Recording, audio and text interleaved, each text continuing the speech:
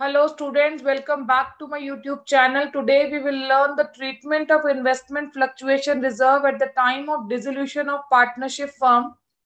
First case is that we have the balance of investment fluctuation reserve amounting to rupees 50,000 but there is no balance of investment. हमारे पास investment नहीं है पर investment fluctuation reserve का balance है, तो reserve partners में distribute हो जाएगा. So what entry we will pass? We will pass entry investment fluctuation reserve account debit to A's capital account to B's capital account and they both are equal partner. अगर कोई और profit sharing ratio given होगी तो उस ratio में हम इस 50,000 को distribute कर देंगे. अभी के लिए equal partners है तो हम equal amount दोनों में credit कर देंगे.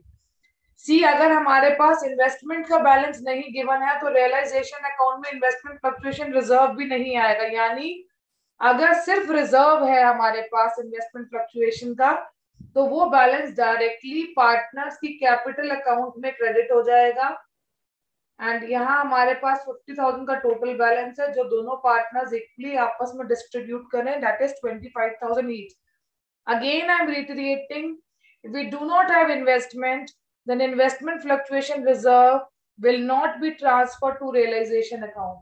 I hope this case is clear. अगर journal entry आ जाती है तो journal entry भी easy है, और अगर full fledged question में आपके पास investment fluctuation reserve का balance sheet में given है और investment नहीं है तो directly आप इस investment fluctuation reserve को partners की capital में distribute कर देंगे.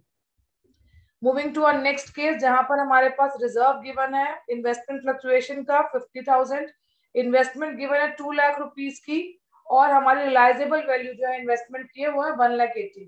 तो पहले हम इसका लेजर में ट्रीटमेंट देख लेते हैं. सी जितनी भी एसेट्स है उनको बुक वैल्यू पर हमें ट्रांसफर करना पड़ता है रियलाइजेशन के डेबिट साइड. तो मैंने यहाँ पे इन्वेस्टमेंट को ट्रांसफर कर दिया जिसकी बुक वैल्यू है 2 लाख. सी अगर इन्वेस्टमेंट है तो इन्वेस्टमेंट फ्लक्चुएशन रिजर्व भी रियलाइजेशन में ही आएगा, क्रेडिट साइड 50,000. और अब हम ये इन्वेस्टमेंट रियलाइज कर रहे हैं बाय कैश. हम इन्वेस्टमेंट को रियलाइज कर रहे हैं बेटा for an amount of rupees 1,80,000. तो देखो नेट इफेक्ट अपने आप प्रॉफिट या लॉस का आ जाएगा. अब इस केस में मेरी जनरल एंट्रीज क्या बनेंगी? देखो यहाँ कैपिटल अकाउंट इफेक्ट नहीं हुआ. I will not distribute this investment fluctuation reserve in partners capital account. अगर इन्वेस्टमेंट गिवन है तो बहुत सिंपल है, आप इन्वेस्टमेंट फ्लक्चुएशन रिजर्व को रियलाइजेशन में क्रेडिट कर दें. देखो पहली एंट्री जब हम इन्वेस्टमेंट को ट्रांसफर करेंगे रियलाइजेशन अकाउंट में तो entry will be realisation account debit to investment account और हमारे पास इन्वेस्टमेंट गिवन है बेटा 2 लाख रुपीज की. Next, we will transfer investment fluctuation reserve. तो investment fluctuation reserve debit हो जाएगा और realization account जो है वो credit हो जाएगा. Amount is 50,000 each. और last entry क्या है? जब हम इस investment को realize कर लेंगे, what is coming in? Cash is coming in. तो cash account debit to realization account entry हो जाएगी हमारे पास. And amount is 1,80,000 each. तो देखो ये 3 मार्कर क्वेश्चन भी आ सकता है जहां आपके पास ये केस आ जाएगा और आपसे एंट्रीज पूछ ली जाएंगी, या अगर फुल फ्लेजेड क्वेश्चन में आता है तो बहुत ही सिंपल है.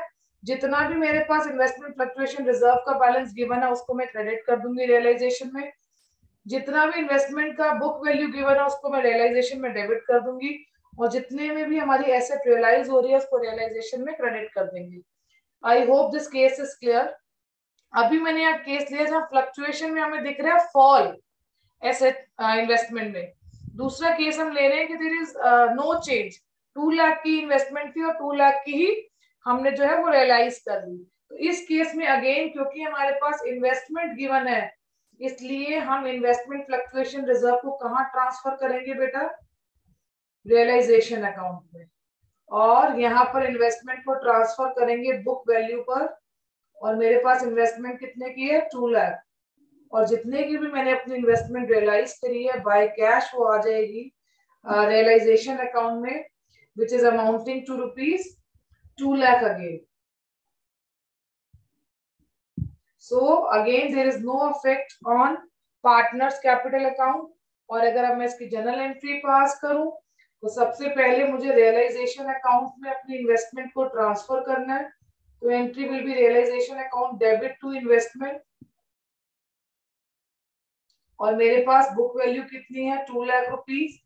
स्टेप्स हमारे वही हैं। सबसे पहला स्टेप, सारी एसेट्स को हमें बुक वैल्यू पर ट्रांसफर करना है, रियलाइजेशन डेबिट एक्सेप्ट कैश और bank balance. Next, investment fluctuation reserve will also be transferred to the credit of realisation account. जितना भी अमाउंट है हमारे पास इन्वेस्टमेंट फ्लक्चुएशन रिजर्व का, इस केस में हमें गिवन है 50,000, तो हम 50,000 ट्रांसफर कर देंगे। और हमारी इन्वेस्टमेंट रियलाइज कर रही है इस केस में 2 लाख रुपीज। तो cash account debit to realisation account, हमारे पास आ जाएगा amount 2 lakh 2 lakh.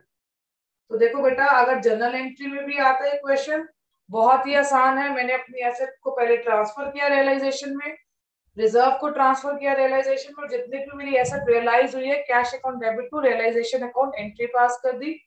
Partners capital account में इसका कोई इंपैक्ट नहीं आएगा।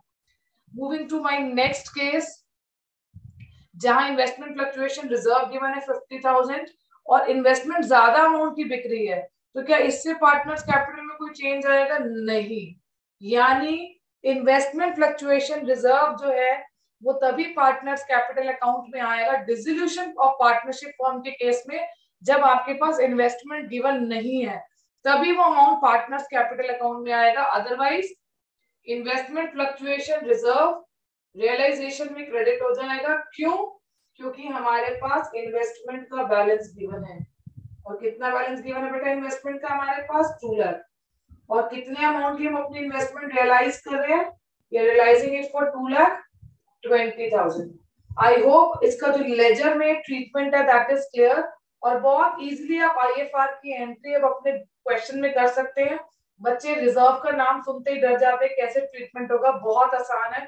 आपने नॉर्मली अपनी एसेट को ट्रांसफर किया डेबिट साइड रियलाइजेशन में, आईएफआर को क्रेडिट किया, और जितने भी एसेट आपकी रियलाइज हुई वो रियलाइजेबल वैल्यू लिखी।